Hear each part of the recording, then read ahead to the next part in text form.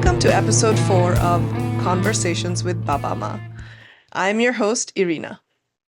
The Conversations with Baba Ma podcast was born out of a desire for me to collect parenting stories and life lessons from my community, including my parents, uncles and aunts, older cousins, and anyone who wants to share their stories. In episode 4, you will meet Shafquat, who is a city engineer in Sydney, Australia, caring for his parents and 2 daughters, one of whom has Down syndrome. Since I recorded this podcast episode, Shafqat's father unfortunately passed away. In this episode, you will learn about Shafqat's illustrious family, very progressive parents, and all that he needs to do to take care of a special needs child. I hope you will enjoy watching or listening. Thank you for joining us today.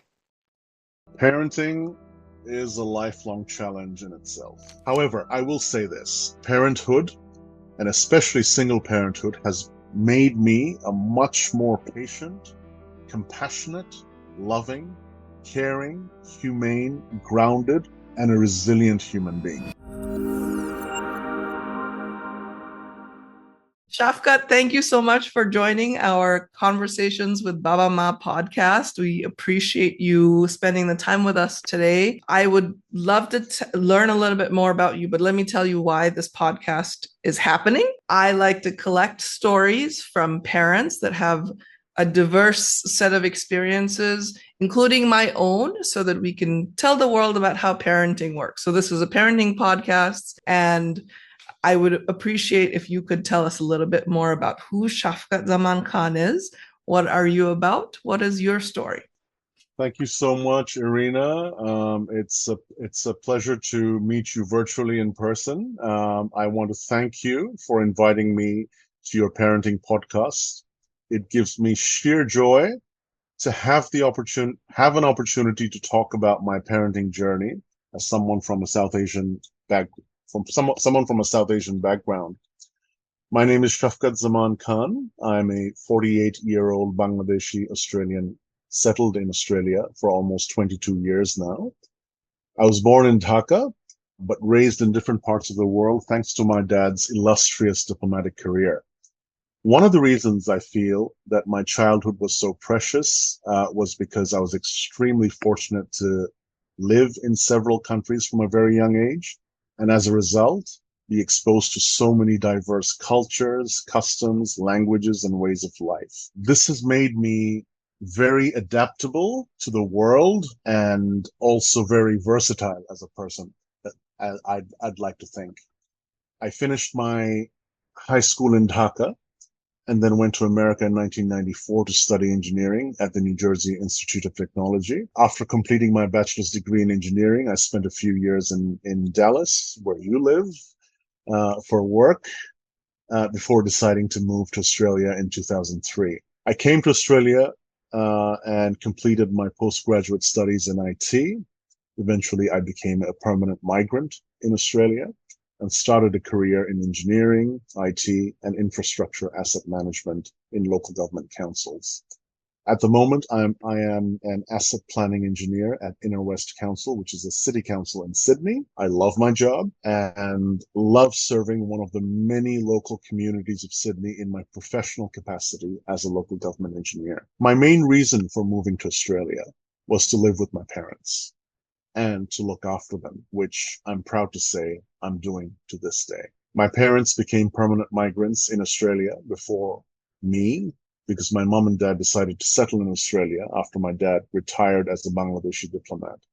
Australia was my dad's last diplomatic posting before his retirement, and both my parents fell in love with Australia, which they both found to be beautiful, serene, peaceful, and a country that offers one of the world's best universal healthcare and social welfare systems, and a place where people truly enjoy a sound work-life balance and a great quality of life. I feel the same way about Australia myself. It's a country that I'm extremely proud to call home. I'm a passionate lover of music, food, and traveling. Music and dance ran very deeply in my family. My mother was a Bangladeshi professional dancer and a medical doctor. She became a qualified professional dancer from the Bulbul Academy of Fine Arts in the 1960s. She performed nationally and internationally, showcasing her craft in the most refined manner that gave the world an enlightening picture of Bangladesh's rich culture. I learned to sing from a very early age, and my mother had a huge influence in this space in ensuring that I perform in Bangladeshi cultural programs in all countries where my father was posted. I continued my passion for music to this day, where I'm an active member of a Sydney-based Bangladeshi choir group called Protiti. I got married in 2011, and in December 2015, my first child was born, a beautiful baby girl who was named Amina. Amina was born with Down syndrome, global developmental delay, and a high level of autism spectrum disorder. In November 2017, my second child was born, another beautiful baby girl who was named Ayat. My now ex-wife, Cynthia, and I sought a divorce in 2021 due to irreconcilable differences. And thus, I began a long, arduous, expensive, and soul-crushing legal battle for the custody of my two daughters. In November 2023, the Family Law Court in Australia granted Cynthia and I equal shared responsibility and custody of our children. So to summarize, I'd like to think of myself as a compassionate, friendly, lively, passionate individual who loves his family, loves his career, and loves his food and music. But above all else, I love my two daughters more than anything and anyone in the world.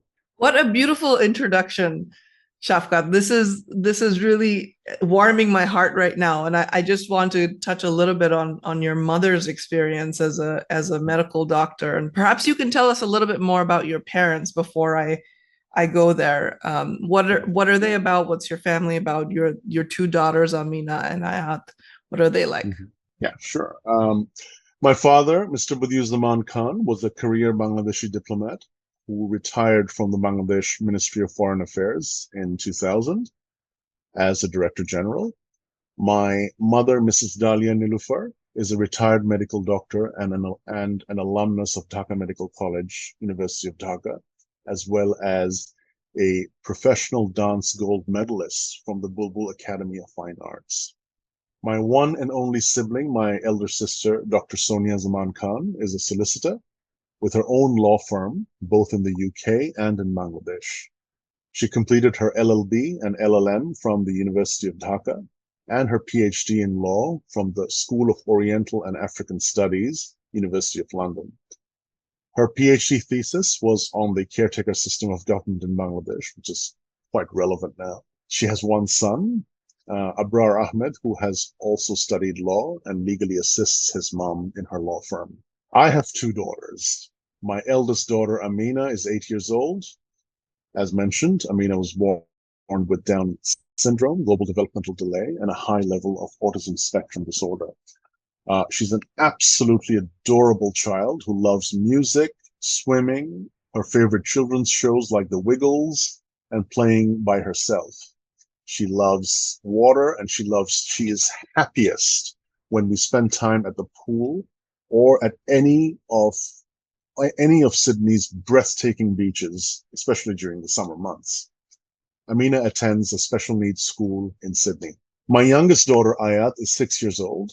Ayat is my second bundle of joy, an absolutely adorable, highly intelligent, sensitive, sociable, friendly little girl who loves her mom, dad, and her sister Amina very much.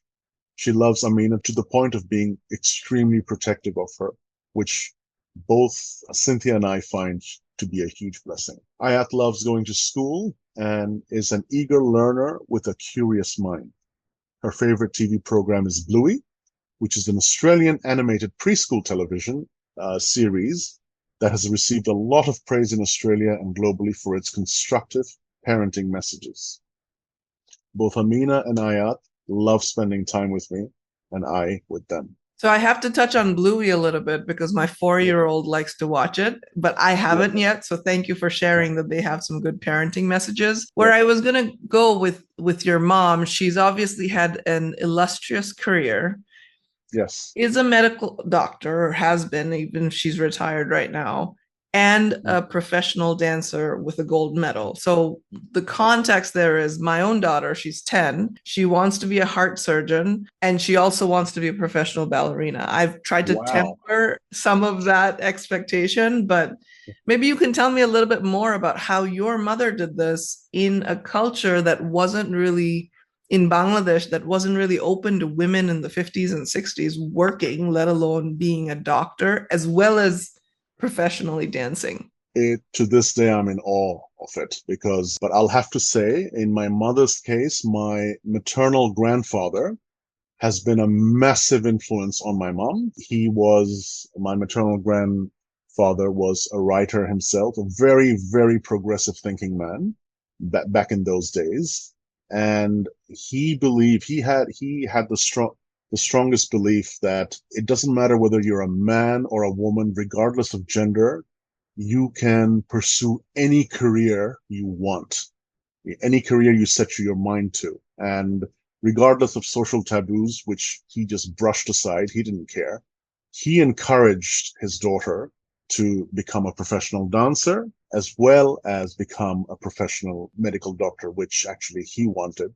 And my mom decided to pursue both. And I'm sure there have been times when, my mom struggled to juggle between the two.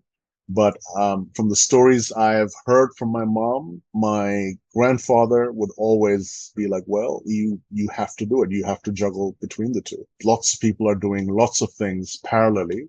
I see no reason why you can't achieve the same." So this was hugely motivational. I mean, it's when I think about it, that's hugely motivational. It sort of motivates anyone to really excel, really push oneself, and I think that's what my mom did.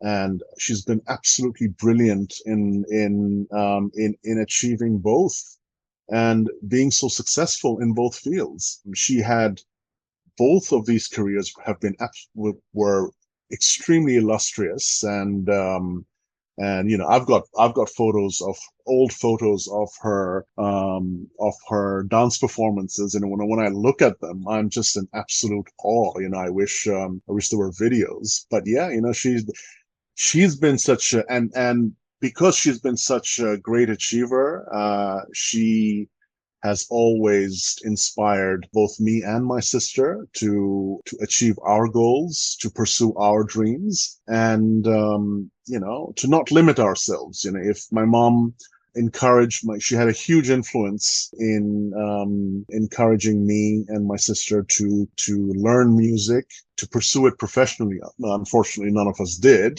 but we did participate in Bangladeshi cultural programs, whenever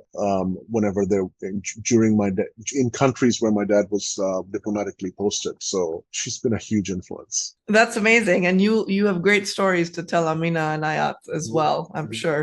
Yeah. So let's talk about like single parent life. That to me, I am in a two-parent family with my Mhm. kids, and it's still hard. So Yeah.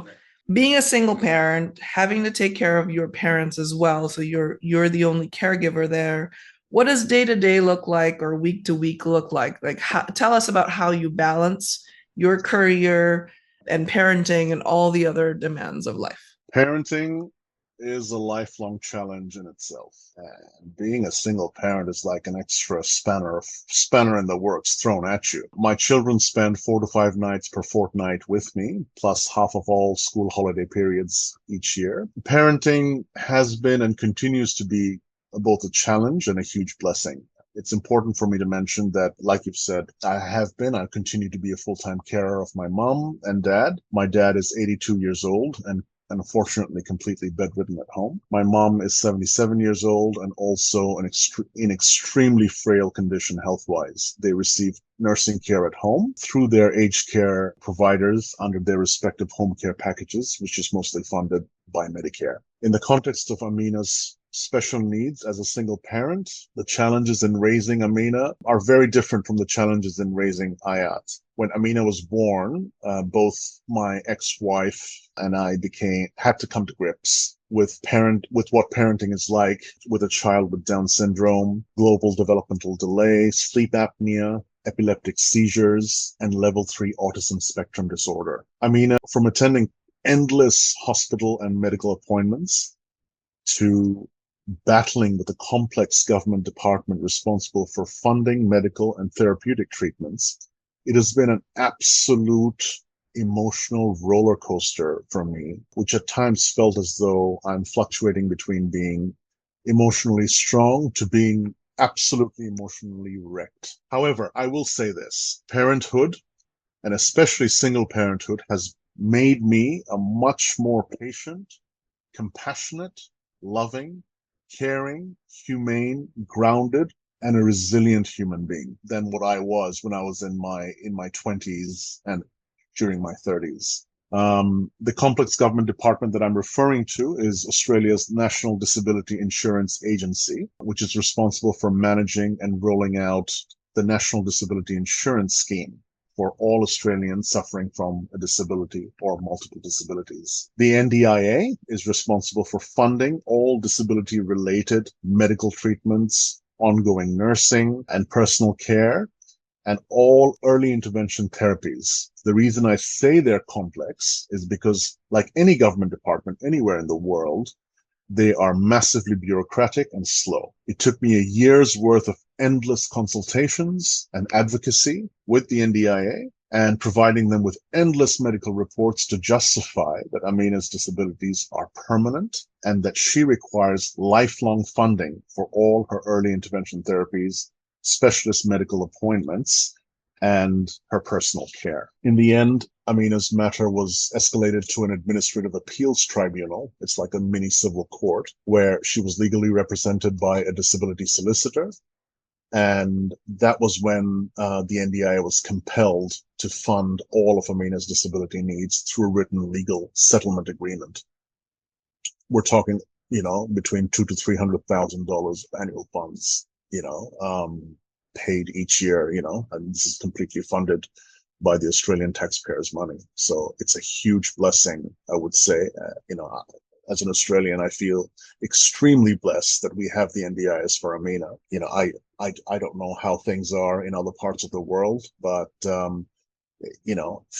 having to fund such expensive and varied therapies and specialist medical appointments would have been extremely tough for me otherwise. So I feel really blessed. Weekend parenting, when they're with me during the week, alternate weekends, is involves lots of fun activities. Amina wakes up super early in the morning.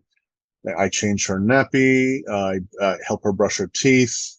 I prepare her breakfast. I feed her. Same with Ayat as well. And then, we either go to the park together when the weather's nice, or, we engage in lots of fun-filled activities together.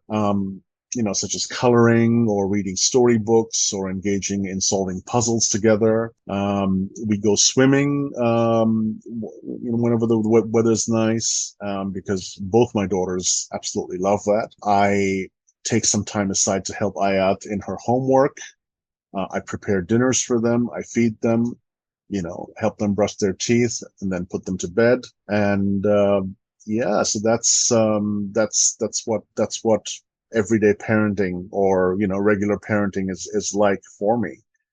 And on school nights, on school days, when Amina is prepared or is ready to go to school, one of her carers actually prepare her. They come very early in the morning, and then I also prepare Ayat, help her wear her uniform and everything, and then I drop her to school before I head out to work. So that's pretty much my regular routine as a parent. During birthdays or during Father's Day, they spend time with me. I spend time with them, and I try to have an amicable working relationship with my ex-wife Cynthia in the co-parenting space. and we and both of us offer flexibility towards each other, in that space. So there could be days where I can't have the kids for whatever reason. I have an event or something, then I explain to Cynthia that, look, I mean, I'll make it up on these other days. So it's very important, I guess, for ex-partners, to work amicably together, for the benefit of the children, so that the co-parenting, the parenting journey is pleasant for both parties involved. So how do I balance everything? I am fortunate enough to say that I work from home twice a week, so that's on Thursdays and Fridays. So it gives me lots of flexibility to actually do my parenting and juggle work at the same time. And other days, when the children are not with me, the times when I'm free, I try to recuperate by going swimming or relaxing at home, or meeting up with my friends and hanging out with them, so that I can recharge. I feel recharged again to cope with everyday life. So it hasn't been easy, but I think that's the nature of life, isn't it? I mean, it comes with its challenges, but you have to find coping mechanisms. Food and music is my coping mechanism. Hanging out with my friends is my coping mechanism. I love food, by the way. I'm a huge foodie. I to the point that I watch YouTube videos of food vlogs and everything, so I should really focus on my physical and mental health, particularly my physical health. I mean, to regiment myself to go to the gym, but I struggle with motivation in that space, and I think. Well, I should also just say that you can't be a Bangladeshi and not be a foodie. Like No, you there's a can't. You thing can't. about Bangladeshis being foodies. I No think like way. Yeah, we you just like can't. our food. But Yeah. the one thing that I do want to kind of come back to, we were talking about this earlier, Mhm. is the role your community has played, right? So growing up in Bangladesh, I don't think I knew very many children with Mhm. autism or Down syndrome. I had some family members, and my dad might have had a friend or two that had those experiences.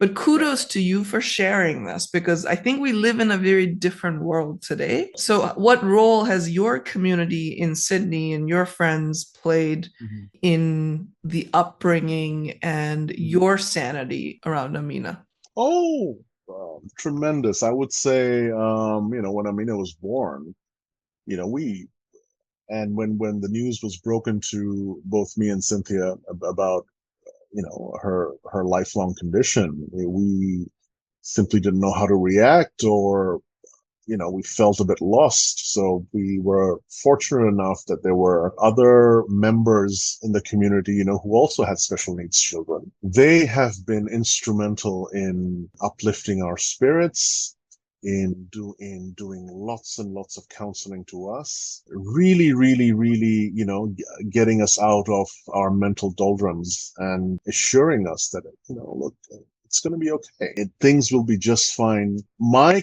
biggest concern was, when the news was broken to me, that well, it's all good. Okay, I'll look after her. I'll raise her as long as I'm alive. But what's going to happen when I die? What's going to happen to my baby when I die? That's the fear that actually, I mean, haunted me, still does sometimes.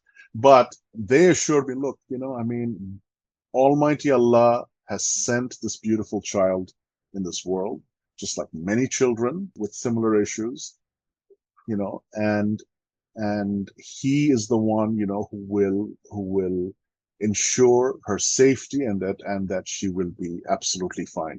He will take care of it. Don't worry. Almighty Allah will find a way.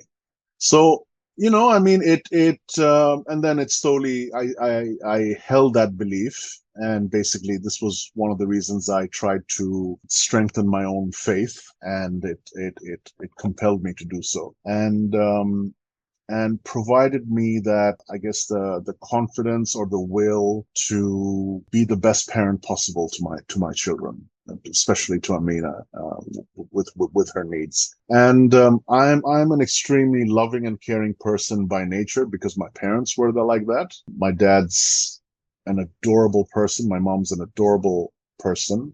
Both of them, I received a lot of love and care, and because I had strong belief in these qualities in me, I thought that I can be the best parent, for my two children, especially Amina. And it's one of the community members told me this, and this I felt really good hearing it, is when that God chooses certain people in this world to become parents of these special needs children because they have the qualities to look after them. I never thought of it like that, but it felt good hearing that I have those qualities to be able to look after her. So yeah, I mean, Yeah, so I mean, your parents clearly raised you with a lot of love and care. So why don't we talk a little bit about the values they instilled in you? Because in my brain, the yes. values that we grow up with, we also pass on to our children. My parents, from a very early age, taught me to be respectful to everyone, regardless of people's backgrounds, gender, race, religion, nationality, ethnicity, or social status. They taught me the value of hard work, of honesty, of integrity, of sincerity, and about genuinely caring for loved ones and strangers. They taught me the value of time and money, and that I shouldn't waste either of them, and to take responsibilities for my own actions and to own up to my mistakes and take responsibilities seriously.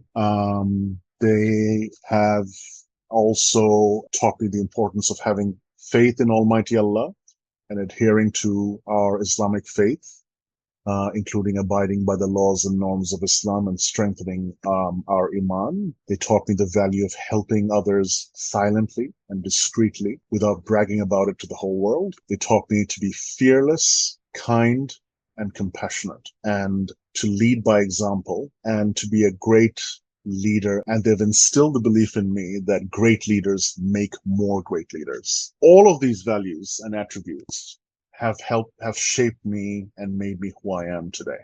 What are some Yeah. things you would do differently in your Yeah. children's lives than your parents did for you? Yes, parenting, during the 1980s and 90s when we were growing up, was very different to parenting these days, largely because society has changed so much. Technology has had a huge impact in it. But yeah, I'm pretty sure some core tenets of parenting have remained the same, since time immemorial. I give my children lots of room to make their own mistakes, to fall, to have their own falls and get back up again. I think in this space, my parents were far too overprotective of me. I also make it a point to be friends with my children so that they feel free and unafraid to tell me anything they want, anything that's on their mind or anything that's bothering them. I was never really free to tell my parents some of my most innermost thoughts, for the fear that, they will be critical of me or, I just wasn't, just didn't happen like that. So I make it a point to be very close, just like a friend, so that my daughters feel that they can tell me anything. I cook for them. My dad never cooked for me, but I cooked for them. My dad wouldn't have a clue, if he was in the kitchen. But anyway, that's him. I prepare their meals. I prepare their school lunch boxes. I'm a hands-on father who engages in all educational and leisurely activities with both my children. I also sing to them every night before bed. So Yeah, I love that. It's funny because both my kids went to sleep with Bengali songs that I'm not a great singer, but you hum and you know certain songs and yeah, they just know those specific songs. So yeah, and you already practiced, right? You're part of cultural programs. You could have been a professional singer. So I love that. Do you sing in Bengali? yes.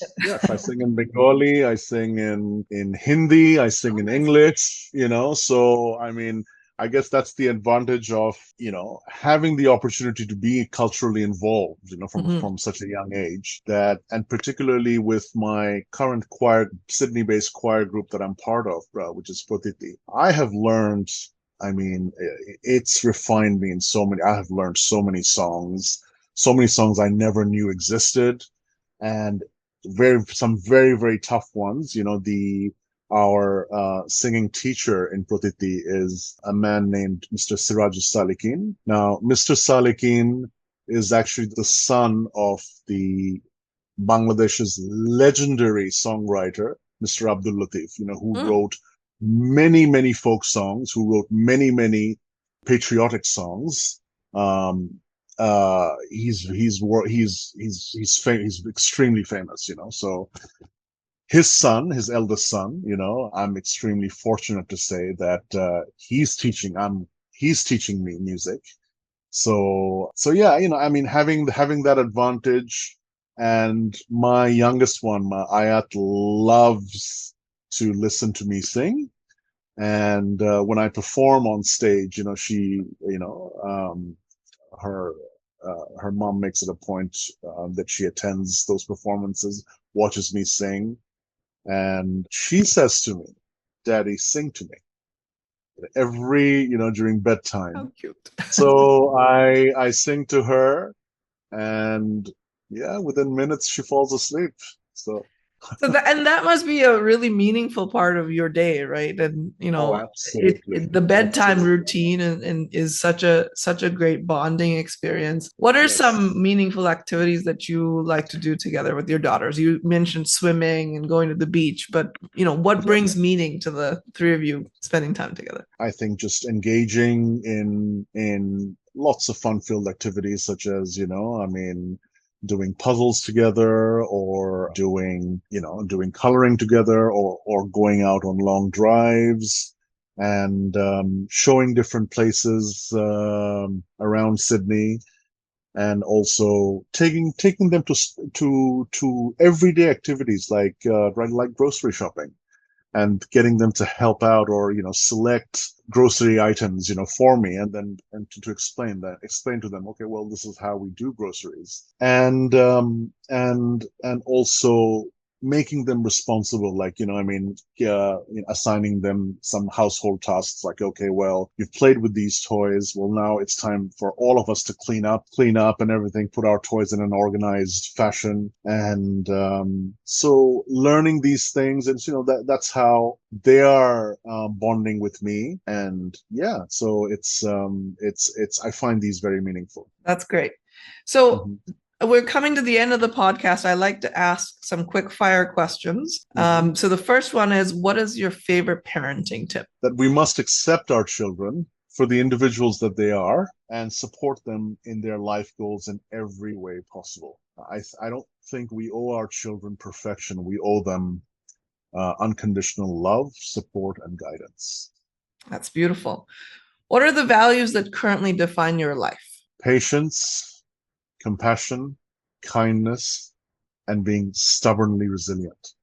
You mentioned like when you first found out about Amina having Down syndrome, and you were Mhm. haunted by what would happen when, if you weren't Mhm. around. So Yes. our last quick fire question is, what one thing do you want your daughters to remember about you once you're gone? That they had a loving, caring, supportive, and a kind father. Well, thank you. Is there anything I haven't asked you, or any other message that you would want to wrap up with today? I just want to say, Irina, once again, thank you so much for giving me this opportunity to talk about my parenting journey. I never, the questions that you've asked, I mean, of course, I think about them in sort of abstract ways, but to actually think about them in an organized way, and to structure my answers, this gave me an opportunity. This podcast gave me an opportunity to do that, to actually reflect on on my own parenting journey. And I hope you can reach out to more and more parents in our communities, and they will have the same opportunity to reflect on their parenting journey as well. I think what you're doing is absolutely fantastic, and I commend you for it. Well done. And once again, I'd like to say thank you so much for giving me this opportunity to talk about my parenting journey. Yeah, thank you for joining us. This has been great. I appreciate you sharing your stories, and it's a very unique one. And Mhm. I really enjoyed having you on the podcast. So I'm sure we will keep in Thank you. touch. And I would like to thank you again and say goodbye for now.